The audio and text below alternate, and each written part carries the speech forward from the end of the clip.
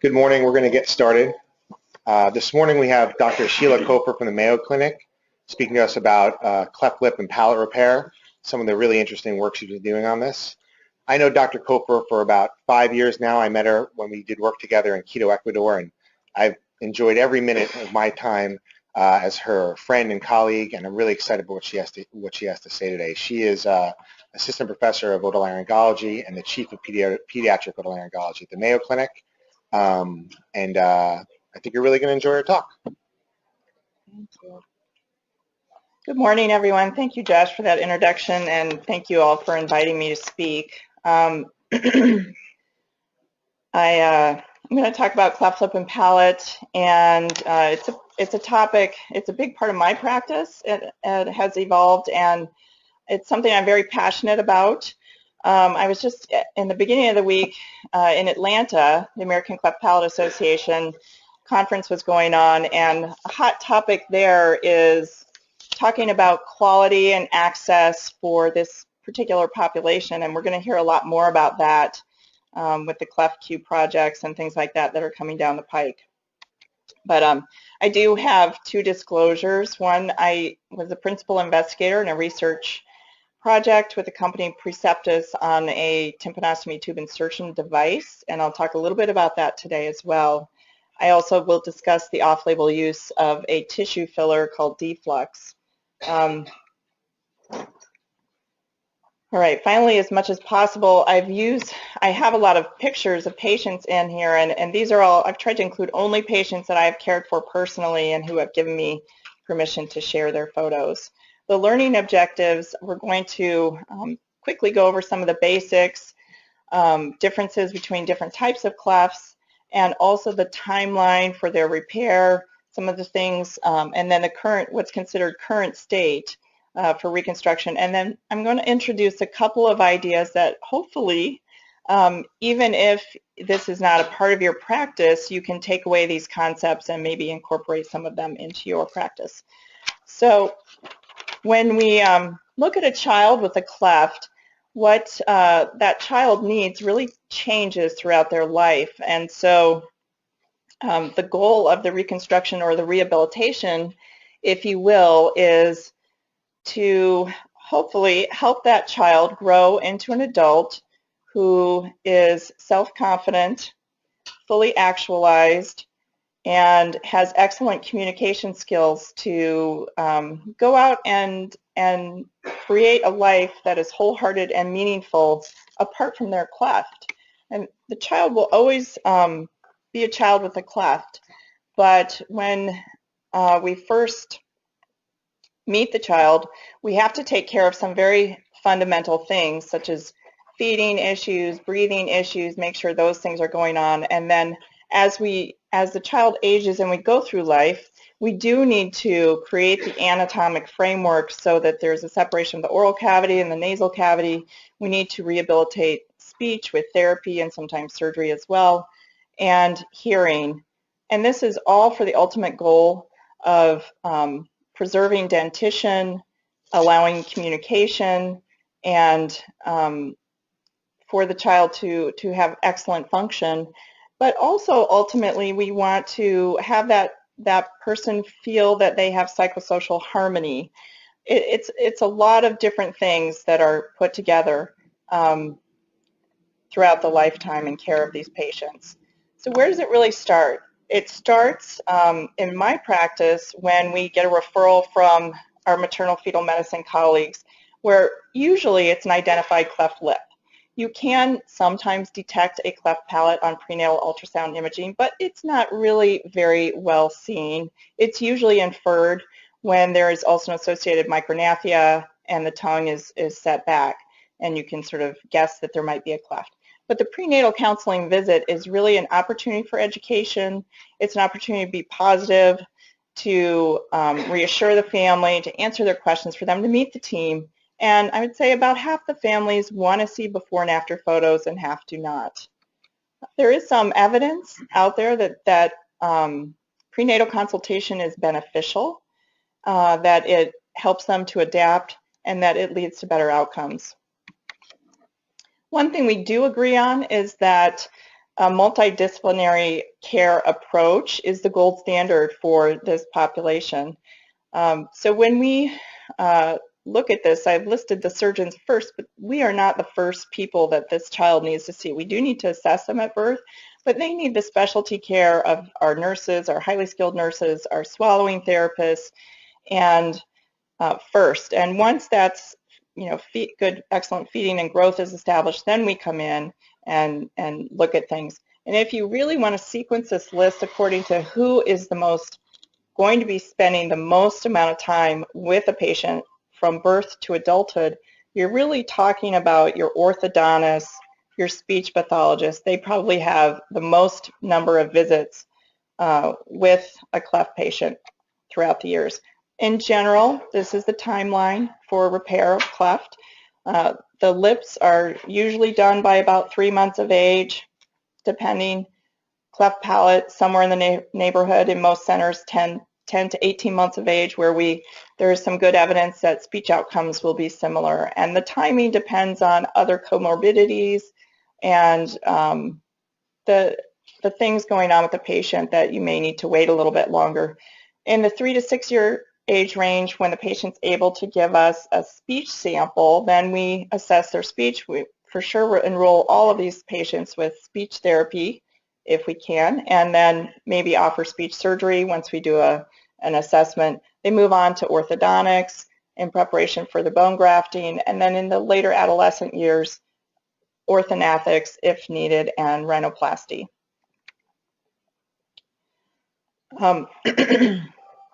The incidence, how big of a population are we talking about here? Overall, I think you can quote 1 in 1,000, but it really depends on the area of the world you're looking at. And our Native American, North and South American populations can be as high as 1 in 350.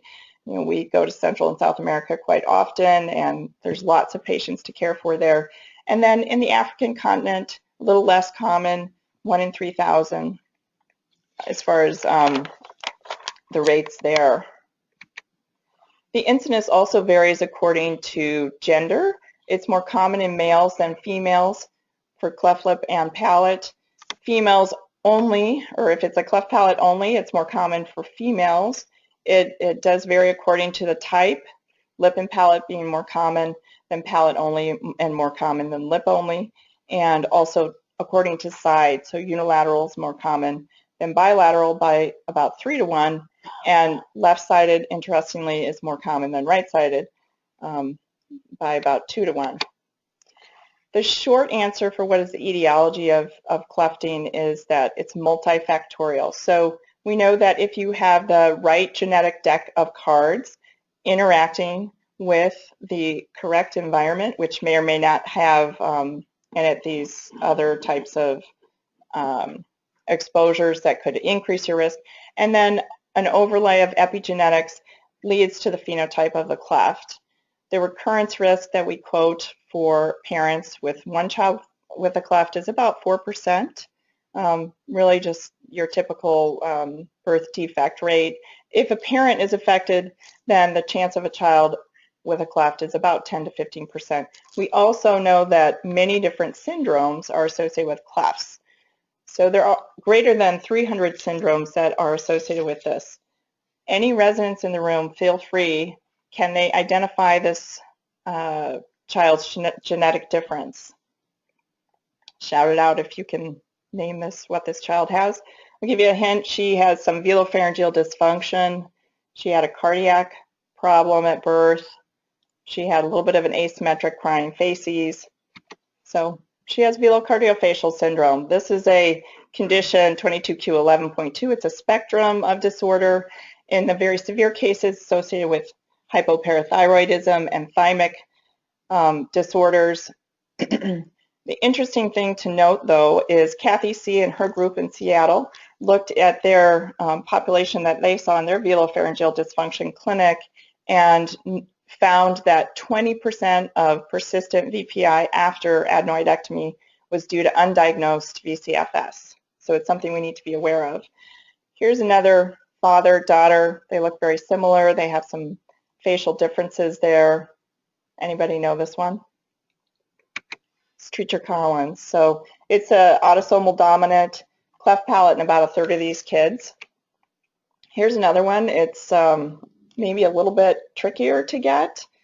Pierrot band sequence, cleft palate. Obviously, there's some hearing issues. Another clue is she wears glasses. And this is Stickler syndrome. So these patients can have retinal detachments, high myopia. It's the reason that we usually recommend all patients with a cleft palate will to have an eye exam within the first year of life. And this was described first by one of our Mayo Clinic pediatricians, Dr. Stickler. I guess there were a lot of patients in Minnesota who had this. And then here's another one, Vander Wood's with the lip pits and lower lip pits and clefting, and then trisomies also, obviously.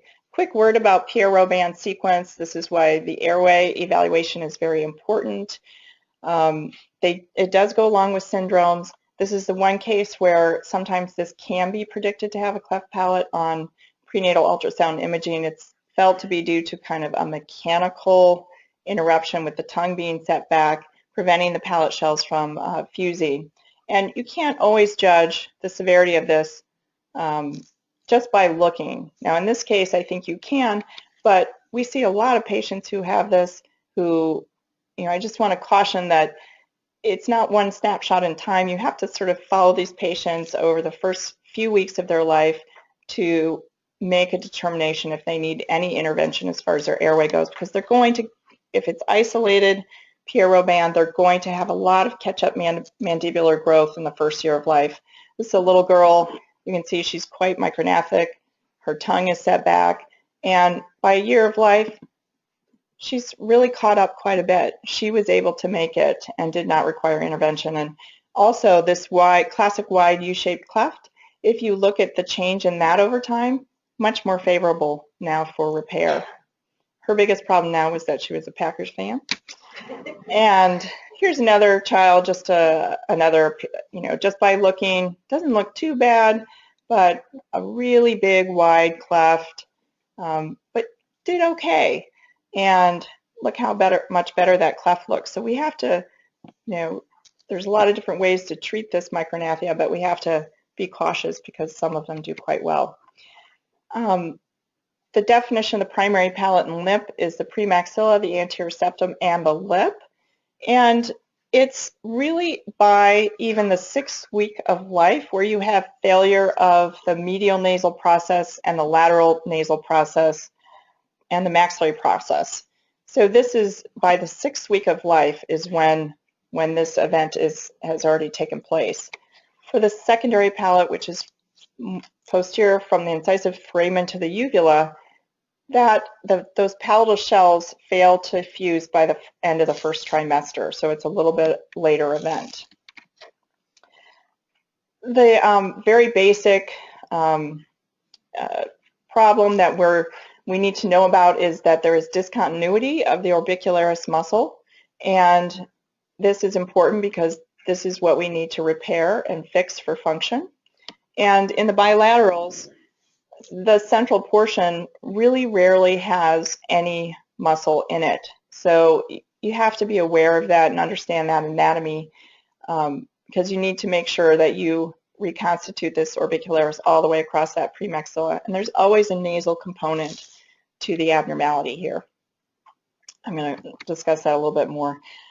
The palate cleft, the muscles, the tensor veli palatini and the levator muscles have abnormal attachments along the edge of the cleft, along the free edge of the hard palate, and you have to be aware of this because a good muscular repair in 2 layers is key. So what degrees of cleft do we see? We see the most minor form of cleft lip is called a microform cleft lip, and often functionally not a significant problem, and a lot of parents elect not to have this repaired. Sometimes it doesn't even get picked up right away. Does anybody know a famous actor who has a microform cleft lip? Joaquin Phoenix. Wow, you guys are good. And the most minor form of a cleft palate that we see is a submucous cleft palate. It's the triad of the bifid uvula, the zona pellucida, and if you actually palpate the junction of the hard soft palate, you'll feel that notch. And this is what when you are teaching a resident or a trainee to do an adenoidectomy, you always counsel them, please, palpate the palate. This is what you're feeling for, is that notch. Only about half of the patients with a submucous cleft go on to need repair, so we will often delay repair of this until we are certain that the patient requires, because 50-50 odds are pretty good. There's just a range of clefts. You can see a little incomplete cleft with a generous Simon Arts band, complete all the way through the lip, nasal floor, alveolus, and these wide bilaterals. This is an interesting patient that I took care of with an incomplete bilateral lip who had a bit of a skip lesion. So alveolus intact, but then the secondary palate in the back, and then the midline clefts too. So now we're ready to, we've determined that our patient might benefit from some pre-surgical infant orthopedics. The goal of this is to reduce the severity of the deformity to aid in the surgical repair and to create some symmetry of the skeletal base. This concept was brought forward by McNeil in the 1950s and then expanded and elaborated on by Latham with the Latham appliance. More recently, a concept of tissue expansion and tissue shaping has been added based on the fact that ear molding is done. So in a newborn infant, because there are still circulating maternal hormones, the cartilage does not have as much elasticity. And so to take advantage of that, you can actually mold and shape. And this was first described for ears, but later expanded upon with nasoalveolar molding. So pre-surgical infant orthopedics can be either passive or active. The active is really the Latham appliance and the lip adhesion if that's performed. But then plates, taping, NAM is all passively done. So what I am familiar with using is a tape called Dynaclef tape. It's got a non-elastic and elastic section of the tape, and you apply it to the patient, gently provides that gentle tension in order to reposition. This patient had a very protruding and twisted, upwardly rotated premaxilla. We put the tape on, kept it on until repair, and it really brought things back quite nicely. I really like this picture because this is how this child felt about me about every time I saw him. So NAM is, Dr. Grayson and his group really pioneered this, and we have just started to use this at Mayo Clinic. So I don't have any picture. I don't have a lot of experience with it. They report excellent results, and the critical thing is this going to, one, hold up over time? Is this going to actually reduce the numbers of secondary revisions? But it's very interesting work. So cleft lip repair, I just, last November, I was in South Carolina for a cleft conference, and after 2 days of that conference, so basically repairs that people are doing fall into either a rotation advancement, sort of cut as you go, versus a geometric, precisely measured technique, or some modification of one of those. My go-to is the Millard rotation advancement. The non-cleft side is your rotation flap.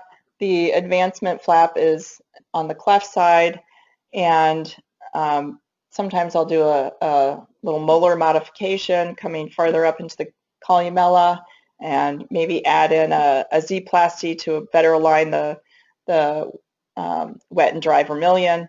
But whatever you do, I think we pretty much concluded at the end of that conference too that nobody makes a very large kind of alar incision any longer, because those, they just don't look good. They're hard to fix, and so I would say most centers have dropped that. I'm going to play for you just a video of a patient who had this injection procedure done, and so you'll hear her speech before, and then again after, and then some time after.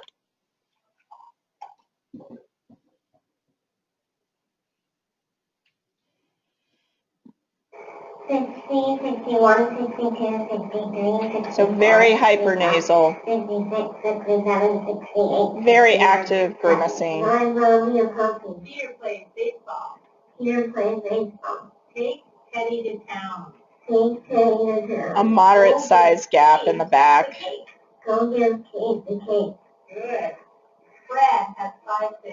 Fred has 5 fish. I see the sun in the sky. And that's our speech pathologist She went shopping. asking the She phrases. went shopping. I see a choo-choo train. I see a choo-choo train. 60, 61, 62, 63, 64, 65, 66, 67, 68, 69, 70. Hi, Bobby and Poppy.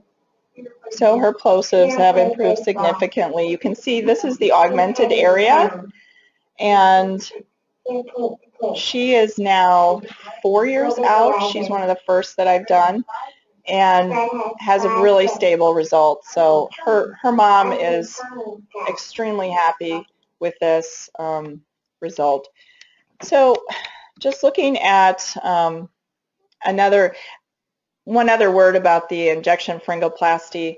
This is something that also can translate to adults. I know there's a lot of head and neck surgeons here, and if you have a patient who ends up with, say, a palatal weakness or a VPI post-surgical or post-treatment for head and neck cancer, I see all the adult patients too and treat them with these injections. The difference is we take them to the operating room, we do it with moderate sedation, we are able to get real-time feedback from the patient with a speech sample and do the injection with them awake. They go home the same day, and you're never going to meet a happier patient than when you can treat their VPI, because they're very happy that they are alive from whatever the cancer, whatever they were treated for, but they do have significant problems with swallowing. They do have significant speech problems, and if you can restore that with something like a simple injection, these patients are extremely happy.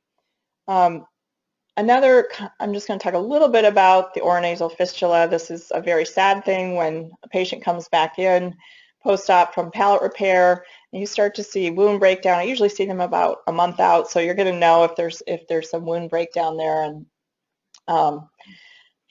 when we look at rates, success rates of repair of a palate fistula, operative repair, it's less than 50%. And there's blood supply issues, it's fibrosis issues, it's tissue that's not pliable, and it's very difficult. It's a problem. I did a self-audit, the first 100 palates that I repaired, and I had a 4% fistula rate, which I think is well within the reported range, but it's still, for each individual patient, it's a real problem. And so what to do about it?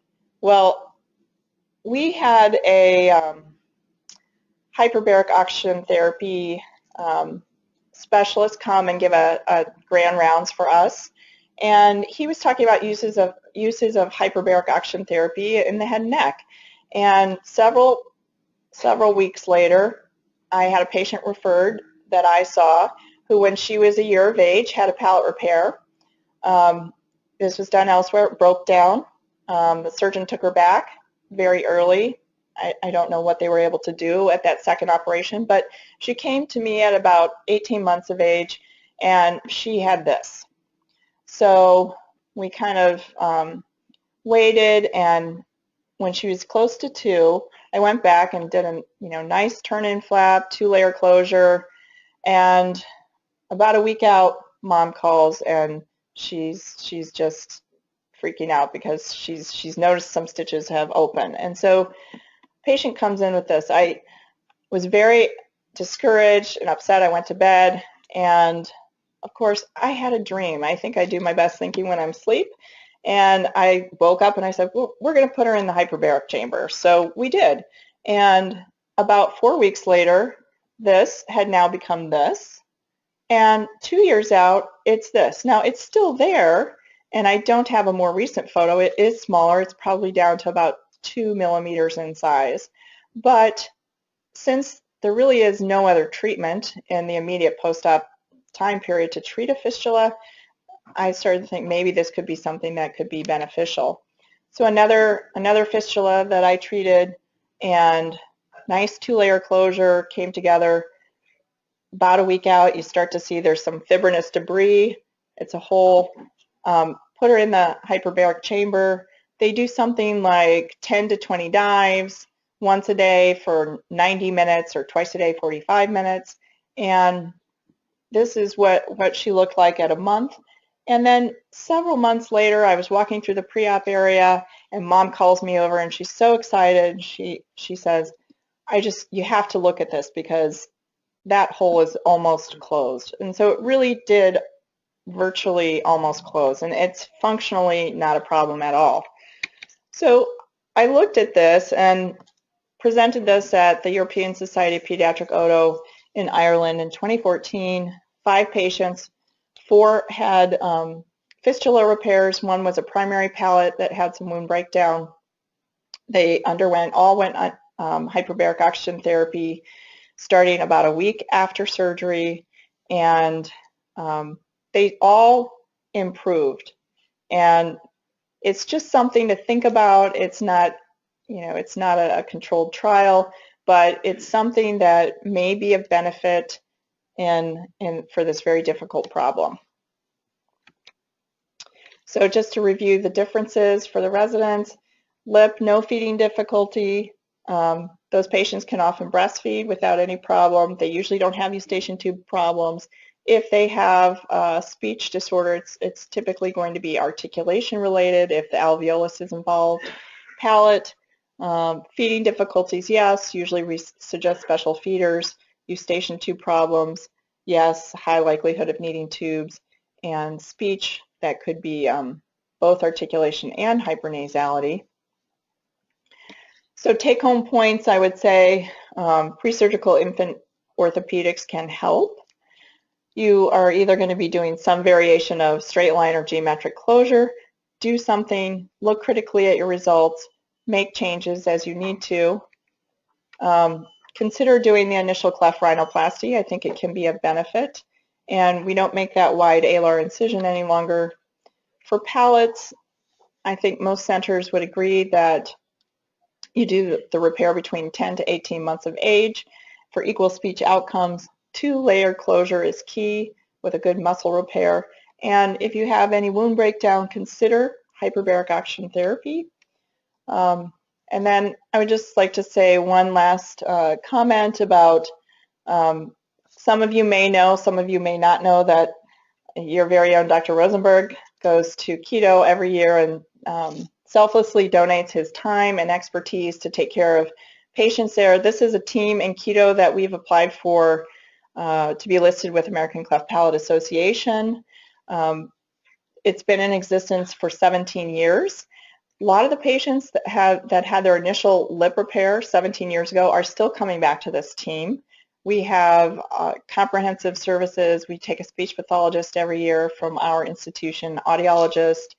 We get hearing aids donated. And so we really consider it to be performing the gold standard care for these kids.